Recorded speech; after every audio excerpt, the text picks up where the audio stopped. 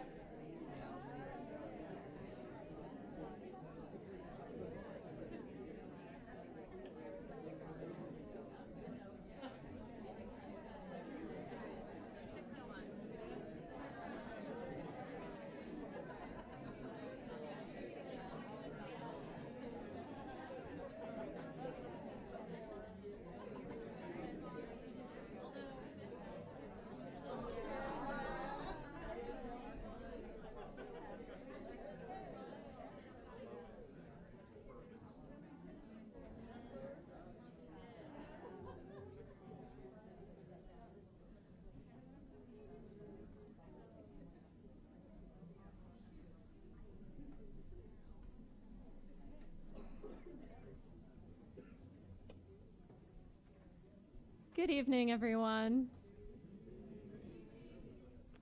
I'm Angela Mazuris, the director of the LGBTQ Center, and I am absolutely delighted to welcome you to Wake Forest's third annual Lavender graduation celebration.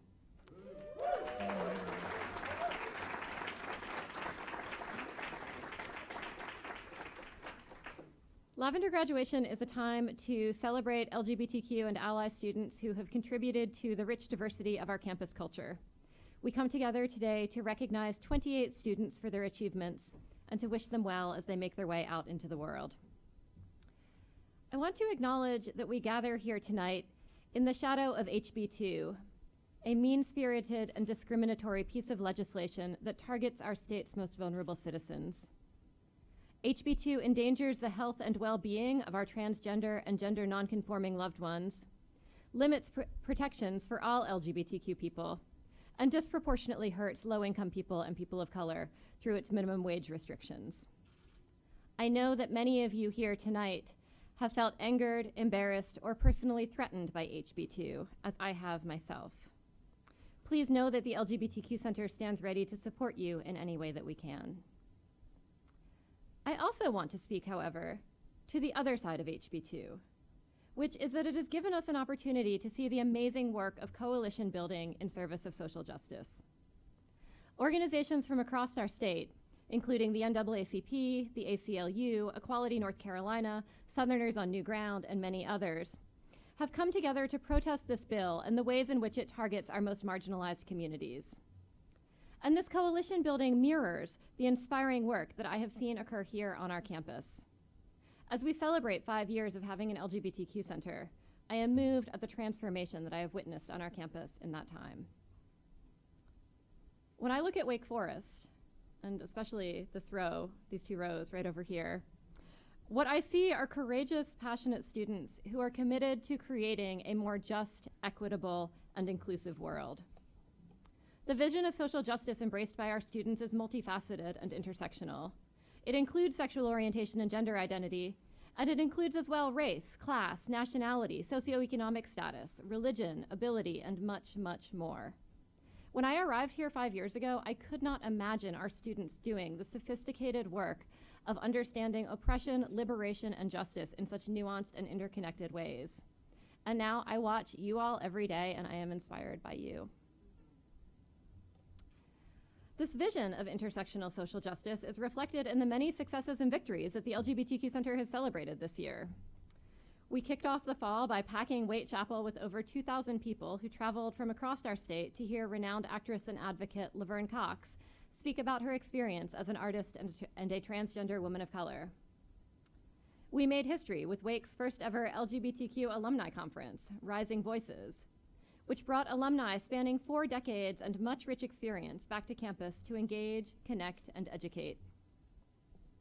We formally kicked off our fundraising efforts with the establishment of an LGBTQ scholarship fund, which is really exciting, and will help a diverse group of Wake Forest students have access to a top-notch education for years to come. We've established new all-gender restrooms all across our campus, including on the 2nd floor of Ronaldo Hall, which is really exciting. And we've rolled out our new gender-neutral housing program, which students will be participating in the fall. And this summer, we will move into our new space on the 3rd floor of Benson, a move that will give us more room for student programming, student engagement, and collaboration with our partner offices, the Women's Center and the Intercultural Center. In reflecting on what we have accomplished this year, and in how far we have traveled over the past 5, I want to express my sincere gratitude to our graduates this evening. You, graduates, have changed the very nature of our campus conversations.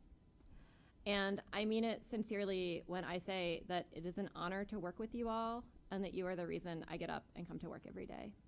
Thank you.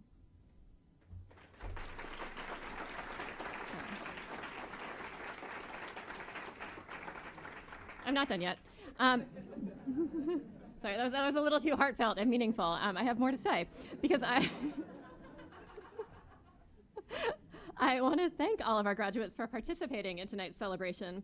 And I also want to thank all of our audience members for joining us and honoring them. It really is meaningful to our students that you take the time to be here to bear witness to the celebration this evening. Additionally, I want to extend my appreciation and gratitude to our sponsors for tonight's event, who include the Office of the Dean of Students, the Office of Diversity and Inclusion, the Office of the President, the Office of the Provost, Student Health Services, the Women's Gender and Sexuality Studies Department, and Dr. Mary Dalton in honor of her friend and colleague, Chris Dinkins. Yeah. I would also like to thank the ZSR Library for hosting us this evening. I always have a panic attack every year because I think that this room is going to be too small, and we fill it perfectly, so that's wonderful. I want to thank our student workers and volunteers for making tonight run smoothly. And finally, I want to extend a really big thanks to Kayla Lisenby, the program coordinator for the LGBTQ Center,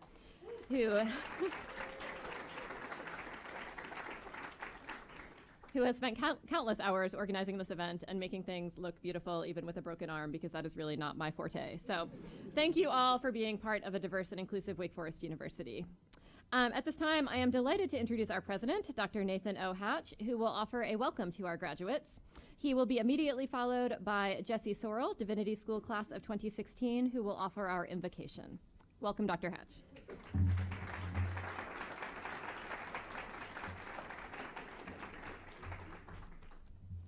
Thank you, Angela. It's a delight and honor for me to be with all of you on this very special evening.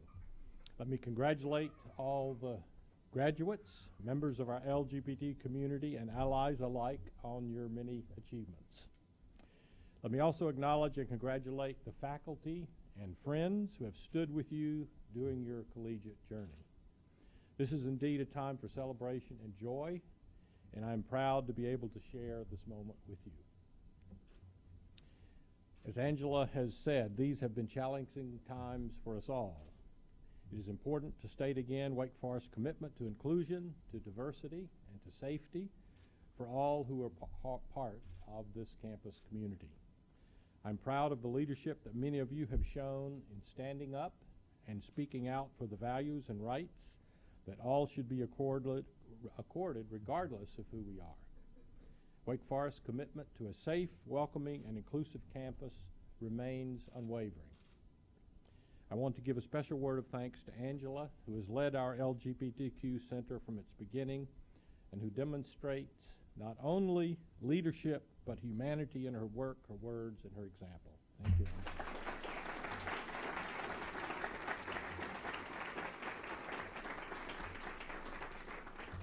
I also want to acknowledge the efforts of those who keep the message of inclusion and diversity and safety for all alive on this campus and beyond in our community and in our state. Some of you have been activists here on campus and within the larger community. Thank you. Some of you have written in moving and memorable ways about your own experience. Thank you. Some of you have provided a safe and comforting space for your friends or colleagues. Thank you. These efforts do not go unnoticed. I have hoped that your examples of inclusiveness and humanity will help continue to build this as a community of understanding and of hope. My message today is simple to you graduates. You are, or soon will be, honored graduates of Wake Forest. So if you do have papers or exams, do finish them up. You're not quite to the finish line. You have worked hard and you have earned it. We send you forth with pride and admiration. Take joy in the person you were created to be. Take joy in the gifts that you have and try not to equate who you are with your mere performance. I have confidence that each of you will go forth to achieve great things. Again, my hearty congratulations to each of you. Thank you.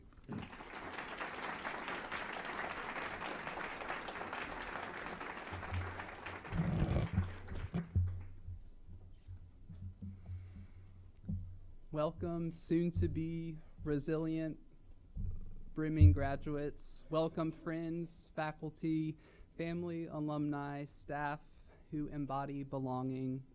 Welcome to a moment that stems from who we have been and grows toward who we will be. Welcome, sight, sound, smell, touch, taste, and mystery of this place and time, that enliven collective beauties, curiosities, pains, and joys. So take a deep breath. Dwell here, one and all. Welcome.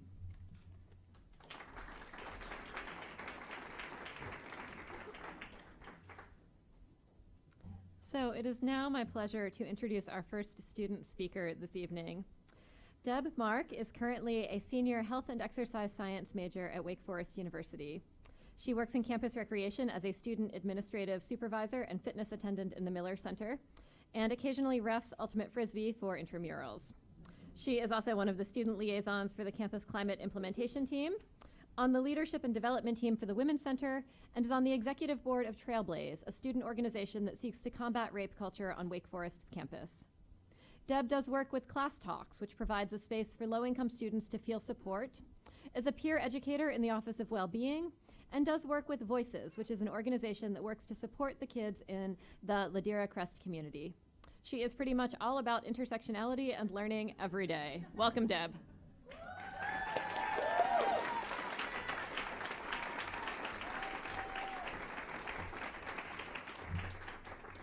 I want to start off by thanking everyone who nominated me to speak here this evening. It is truly such an honor to be standing here in front of you. My speech is entitled Home at the Intersection. Navigating this world is so difficult when the world was not made for you. As a Black queer woman, I have spent so much of my life trying to appease everyone but myself. I tried to make myself quieter, softer, straighter, more feminine, prettier, and whiter. I tried so hard to deny the parts of myself that were so salient to who I was.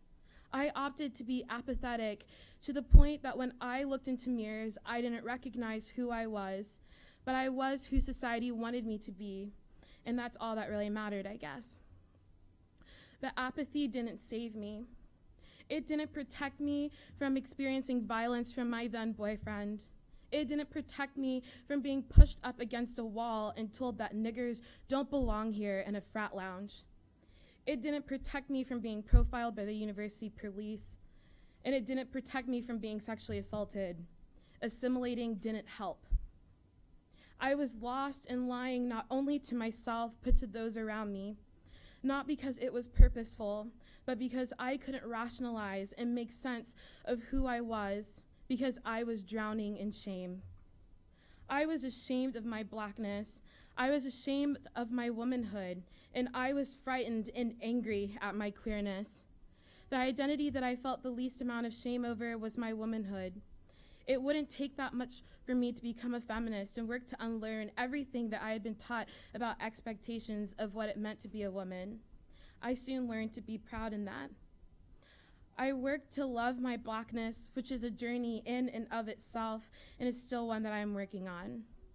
My queerness is something that honestly I still struggle with on a daily basis. But the day that I first came out publicly was the day that I felt like a burden had been lifted off my shoulders, and I sobbed. But there was something that still didn't feel right. In my activism, I worked so hard in spaces specifically for women, in spaces specifically for Blackness, in spaces specifically for queerness. However, instead of feeling liberated, happy, and whole, I felt lonely, isolated, exhausted, and broken. I still felt as if I didn't belong. This was because I was privileging some parts of my identity over others. We all privilege some parts of ourselves. For me, I spent a long time trying to keep each identity so separate and ultimately having a love affair with my identity as a woman. We all silence ourselves because it can be easier to stay silent than to make those around you uncomfortable or to expose yourself as something you are not ready to share. But this is also apathy and assimilating, and as the great Audre Lorde says, your silence will not protect you. Intersectionality is a term that was coined by Kimberly Crenshaw that studies the overlapping or intersecting social identities and related systems of oppression, domination, or discrimination. It has been a theory that has been used as a buzzword in politics, in academics, and even in this university. But for me, intersectionality is not just a theory, it is where I found myself. I found myself standing in the middle of the intersection, finally feeling at home, finally feeling a sense of belonging. But my happiness was short-lived when I started to speak about these intersections. It made people uncomfortable and defensive. I got painted as a combative, angry Black woman. And for those people, I felt the urge to ease their discomfort at the expense of my visibility. But everyone else could see me. Why wouldn't they? My voice, my opinions, my truths, once seen as valuable, became easily ignored, saying statements to try to appease me but never really listening. I had to stand in front of administrators, my professors, my peers, continuously speaking about my experiences of how I felt marginalized and oppressed, not just on this campus, but in this world. But I cannot stay silent any longer. It is not my job to make you feel comfortable. If you perceive me to be angry, that's okay because I am. I cannot go back to feeling lost and unwhole. I need to be unapologetically myself at home in the intersection. Thank you.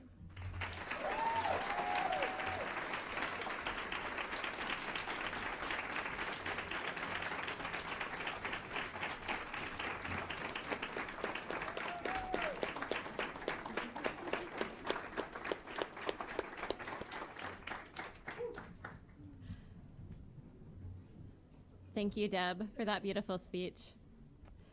So I'm really glad that I'm not Adam Plant right now, but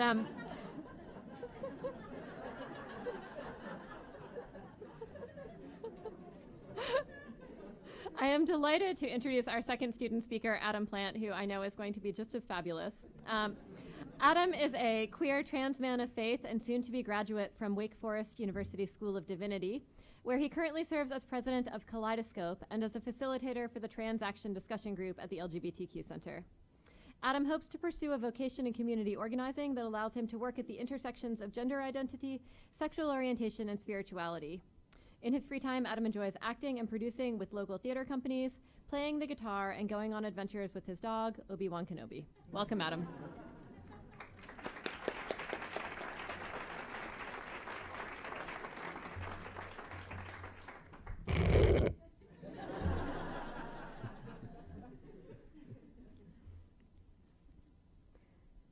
It takes courage to grow up and become who you really are.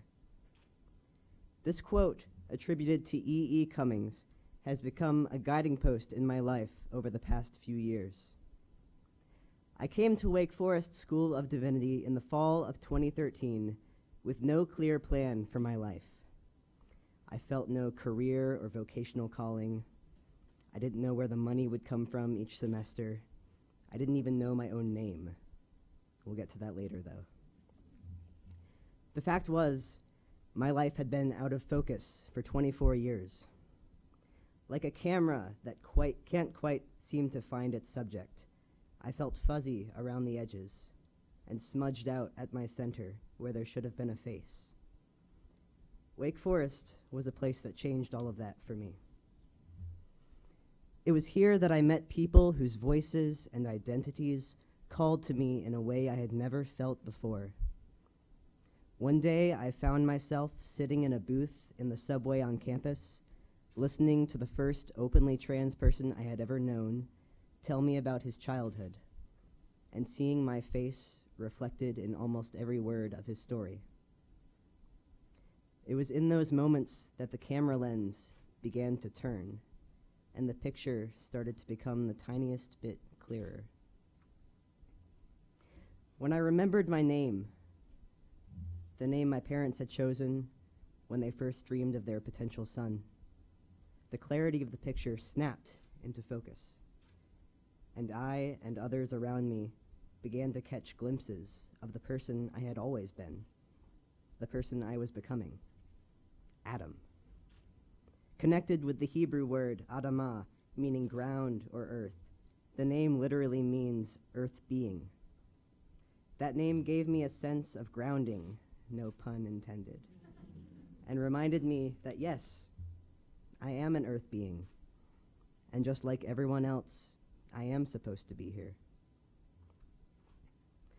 One of the scariest questions I've ever been asked is, where do you see yourself in 10 years? I'm sure that resonates with some of you here. In high school and college, this terrified me because I couldn't picture myself alive in 10 years, much less doing anything with my life. But the wonderful thing about a life coming into focus is that the picture of the future also comes into focus. As I continued the journey of becoming more and more me, another journey of self-discovery opened up, one in which I found new passions, abilities, and interests that I had never thought were within my grasp. I began to see a future, not with a set plan for how my life would turn out, but filled with possibilities for a life that would be lived. The beautiful thing about being human is that we are not just our sexual or gender identities, or our academic interests, or our jobs, or any one thing. We are all of these things. And because we are all of these things, we are something more than that as well. In the words of Walt Whitman, I am large. I contain multitudes. We are all on our own journeys toward becoming. Some of them are more visible than others, but all of these journeys affect us at the very core of our identity. Our time at Wake Forest, the growing and the journeying we have done here, is just one part of this lifelong process of becoming. So as we reflect on our time at Wake Forest and look forward to the possibilities of what comes next, may we remember the journeying that we have done here. May we embrace our complexities. May our lives be coming ever into focus. And may we never stop becoming who we are. Thank you.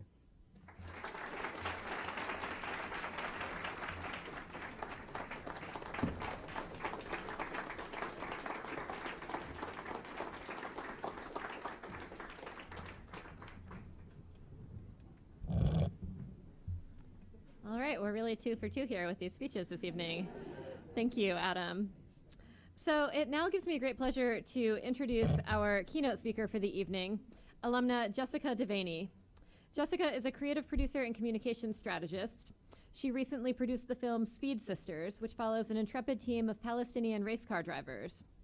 Her work has been recognized with dozens of national and international awards that include the Peabody Award and the Rittenhour Documentary Film Prize. Jessica was previously the director of communications at Just Vision, where she produced films and led communication strategy in support of Palestinian and Israeli community organizers and human rights defenders. She is currently producing the feature documentary and interactive game Roll Red Roll, a true crime thriller examining sexual assault in small-town America. Jessica's films have received support from the Sundance Institute, Tribeca Film Institute, Ford Foundation, Harnish Foundation, Fork Films, Chicken and Egg Films, Doha Film Institute, IDA, Bertha Foundation, BritDoc, and more.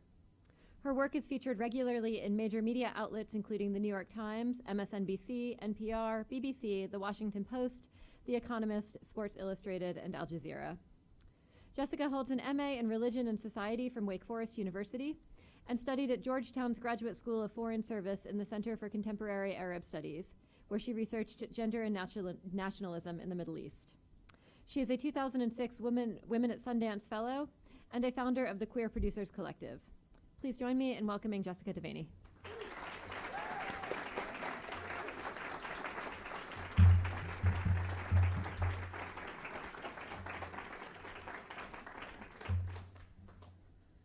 It means so much for me to be here today. When I was a student, I couldn't imagine an event like this happening, and it just I'm blown away, and I'm so blown away by your speeches and your experiences and the vulnerability that you came to us all with today. That takes a lot of courage, and I really admire that and am moved by that, so thank you.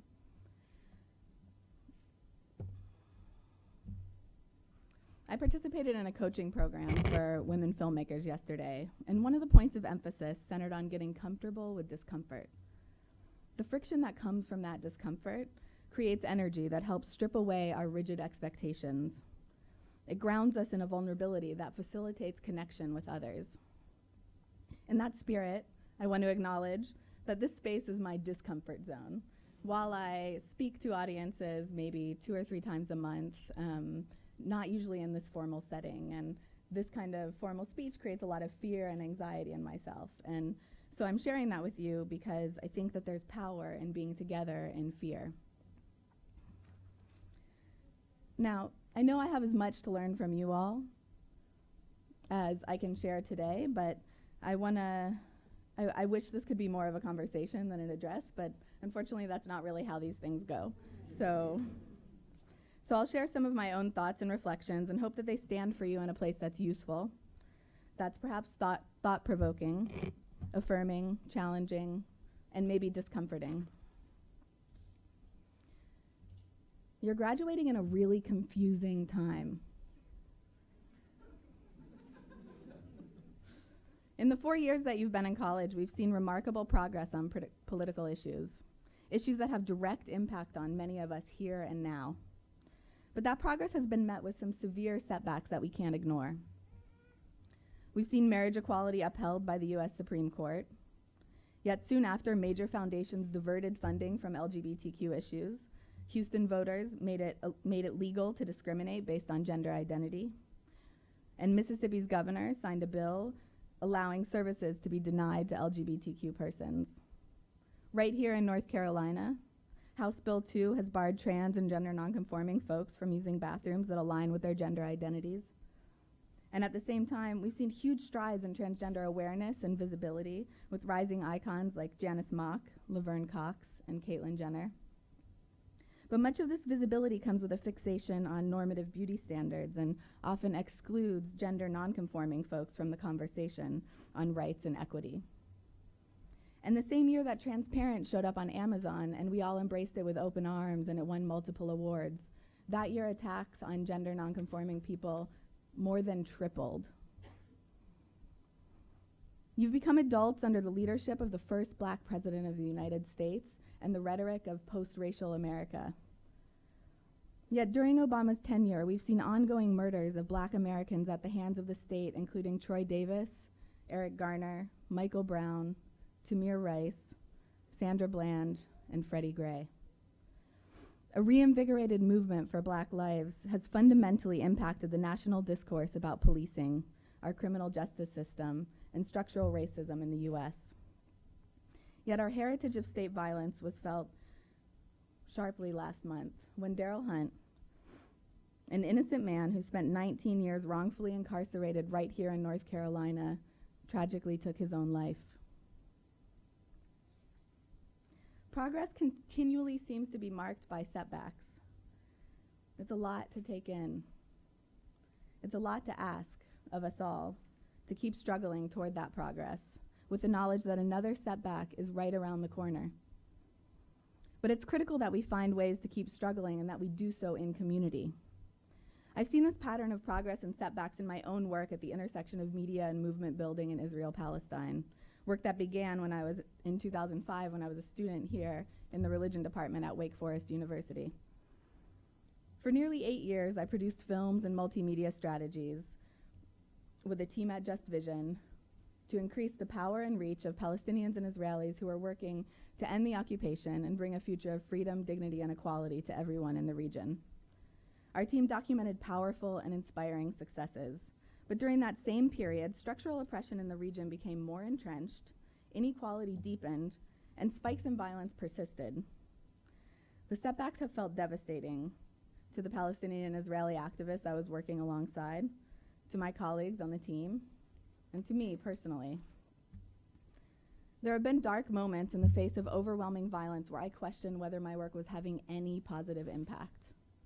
It took time for me to understand how the backlash that we are experiencing is inextricably linked to the momentum that we're creating. It's a signal of our impact. Progress in the walk toward justice sparks fear in those invested in structures of power and privilege. The setbacks occur precisely because of the progress that we're making. They hope we'll give up. They hope we'll fail to harness our collective achievements, that we'll grow tired, and gradually turn away from the struggle for a society based on true equality, justice, and mutual liberation. And when the struggle is rooted solely in direct actions challenging oppression, and when movements are fed and strengthened only by the achievements, I think we do risk growing tired and giving up. Movements, I've come to realize, are built and sustained by the personal decisions that we make. This includes decisions about how to claim our own power, how to take our place at the table, and hold unjust institutions and individuals accountable. But it also includes the decisions we make about how we build our communities, our teams, our relationships, and our homes. Are we building those spaces in ways that actively counter the dynamics of power and privilege? Do our homes, our teams, our communities, and our relationships model the world that we're struggling to create? My understanding of community as the backbone of movement building was reinforced by observing, documenting, participating in movements around the world. But seeds of this learning came from my experiences right here at Wake Forest. A core group of professors, peers, and community mentors showed me that the work it takes to deliberately embody core principles into my daily practice. To this day, building and participating in strong communities of support have been the greatest sustaining force for me in the face of these inevitable setbacks.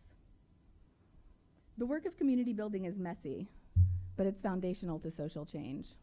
It's not glorified, and it's often not acknowledged at all. But the most important and meaningful work that we do rarely is. History books tend to serve up anesthetized portraits and images of social change. They portray a series of incidents and symbols that lead to a sea change moment. Take, for example, Rosa Parks. Her refusal to surrender her seat is remembered as an accident, one woman's act growing out of exhaustion.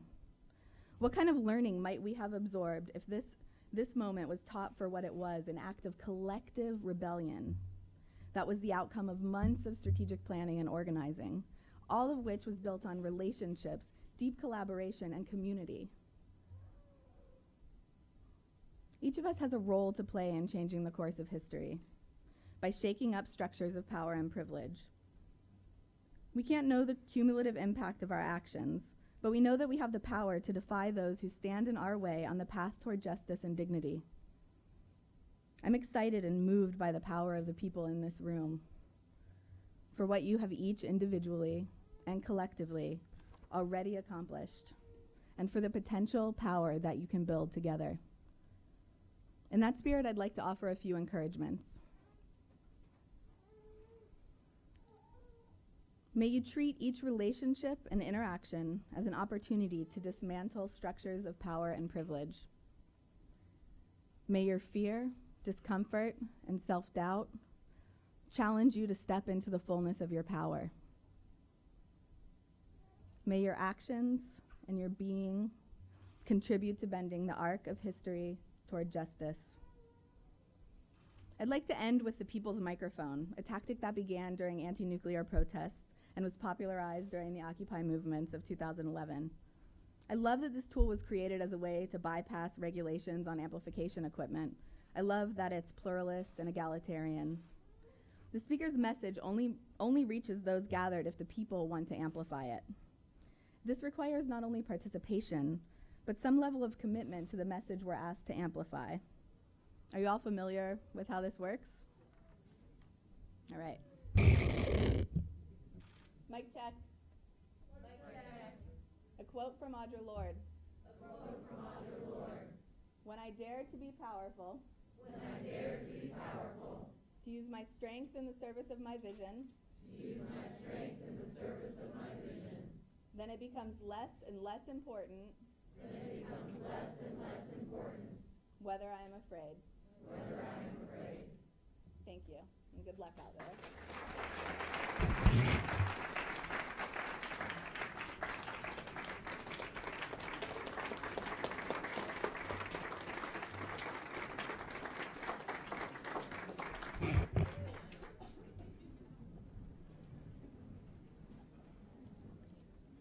Thank you, Jessica, for those inspiring words. It is now my pleasure to welcome our Vice President for Campus Life, Penny Rue, to the podium to offer remarks to our graduates.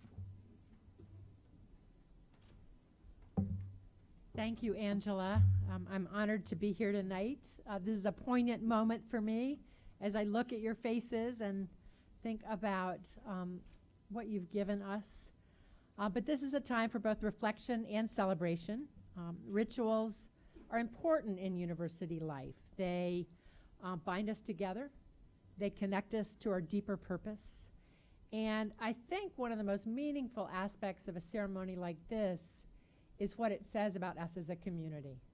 And so this is a special kind of community of belonging and nurturance and membership. And it shows the importance of being part of something bigger than yourselves. And as I again look at your faces, you have done that in so many ways. So thank you.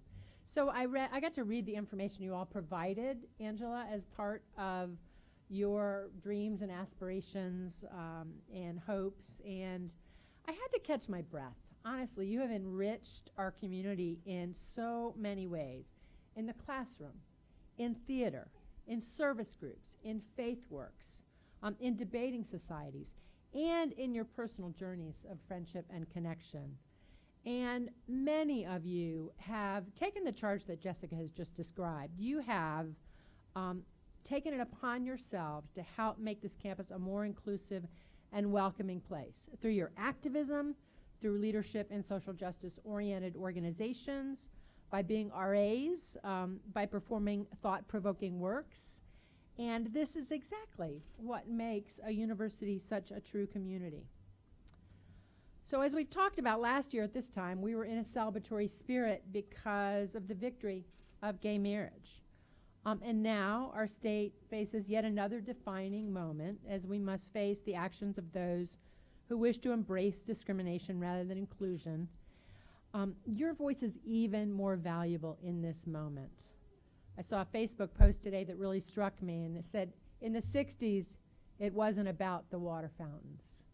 Now, it's not about the bathrooms. So the March for Equality is not a straight line. It requires resilience in the face of setbacks.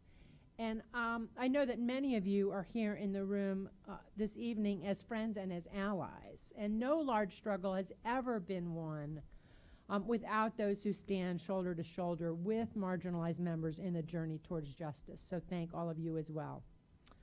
Now I also know you've got big goals. You've got med school on the horizon, grad school, AmeriCorps, some arts residencies. But as one of you wrote in your remarks, activism never stops. The next transition might mirror others. So you might go out there entering an environment, not sure if it's safe to bring your whole self or your true self to that environment, and not knowing if there are others you can connect with. Please take with you what you've learned here. No, that's not necessarily easy, but it must happen, right? It is an imperative, partly because your light is going to shine so that someone else who's more timid than you can find you as a source of inspiration in their journey to wholeness, as Deb has so eloquently described. So your whole self will be welcome, and you're going to lift as you climb, right? And that is one of the most important obligations that we have. So for many of you, before there was a safe zone training or before there was a Lavender graduation, when our LGBTQ Center was in its infancy, you chose to come to Wake Forest. You might have read that it wasn't especially friendly to the LGBT community, but you thought, you know what, I want a world-class education, so I'm coming anyway.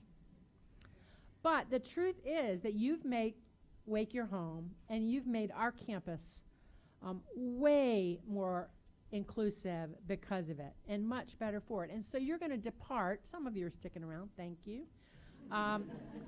You're going to depart knowing that our newest Deeks are all going to join a more welcoming and inclusive environment because of what you have done, because of you, the lives you have lived and who you have been. And as someone who cares passionately about our sense of community, I am very grateful for that, and I thank you. So I want you to savor this moment of community. There are a lot of them right now. This is a moment of fellowship and of recognition. So hug those that you've come to love and hold them in your heart. And know that you've claimed your place at Wake Forest and that we are going to hold you in our hearts too. Thank you for being you.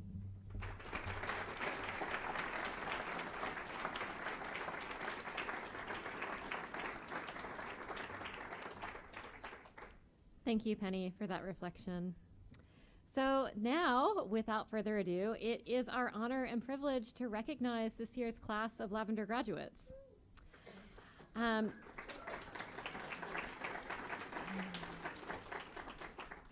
This year's class is particularly special to me because I remember so many of you engaging with the LGBTQ Center for the first time. The center was relatively new, and your college careers were as well. And over the past few years, we've covered a lot of ground together. Together and separately, we've built new things and changed the fabric of our campus climate. I am so appreciative of each and every one of you.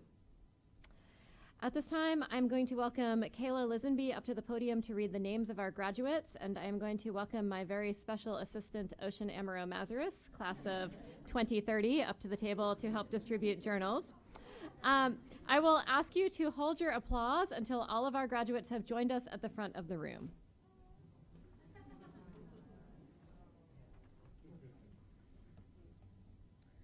All right.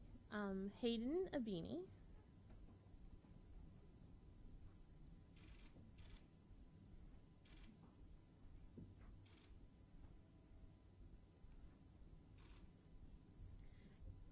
Andrea Anderson.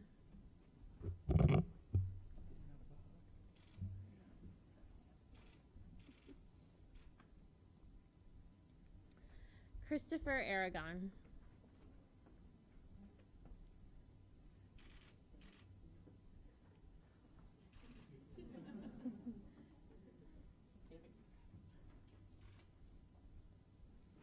Andrea Becker.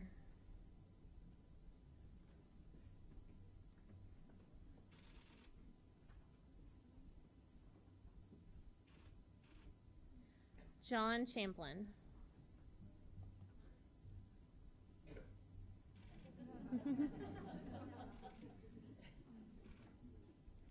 Sarah Fine.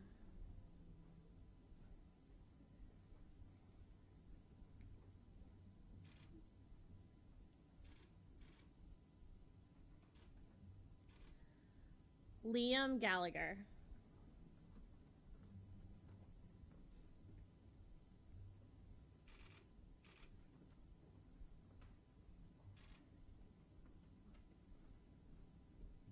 Victoria G.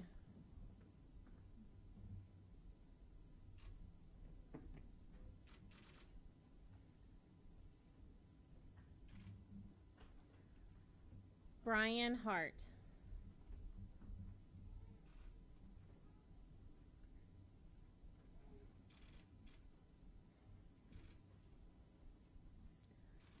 Tyler Hollifield.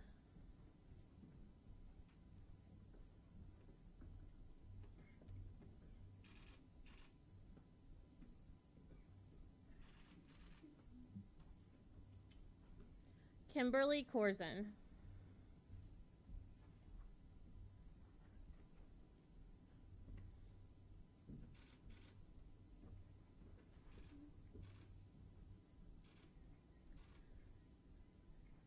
Race Lamb.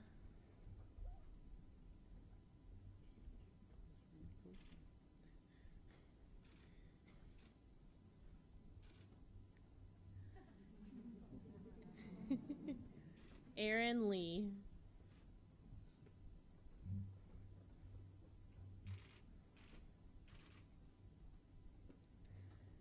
Cameron Llewellyn.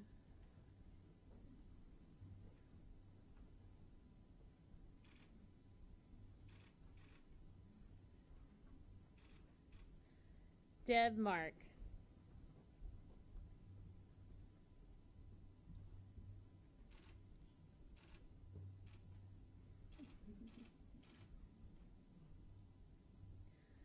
Clarielle Marsh.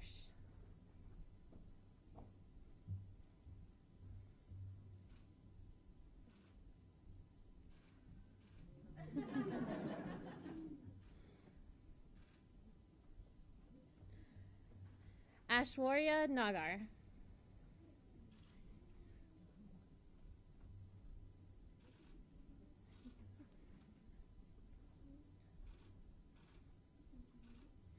Adam Kieran Plant.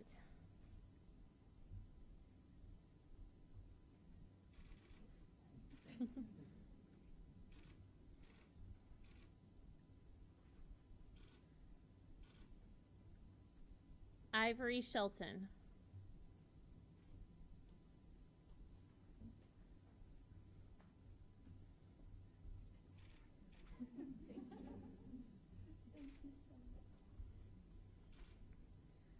Erica Shee.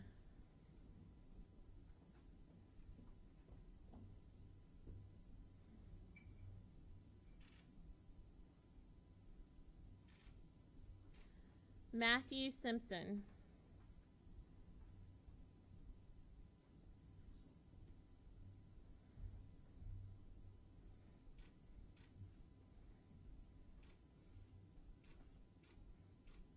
Jesse Sorrell.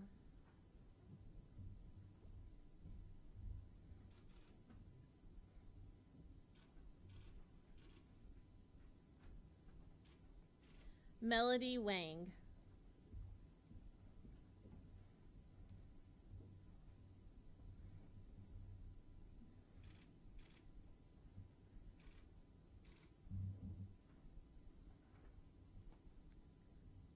We would also like to recognize the following students in absentia: Alexa Erb, Christopher Evershed, Ariana Jade, Adam Rosenzweig, and Heather Sullivan.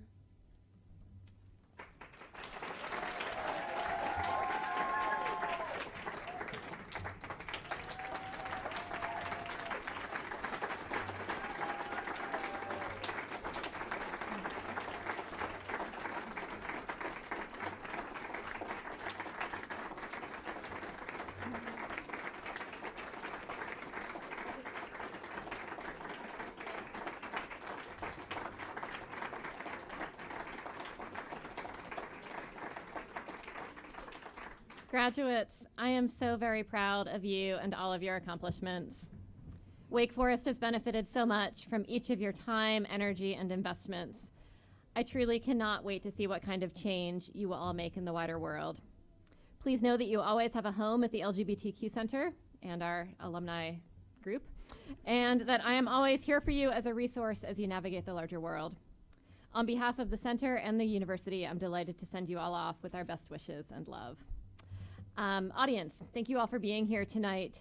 I invite you to join us in the hallway outside the auditorium for a reception to celebrate these remarkable members of our community. But first, please join me once more in congratulating the class of 2016.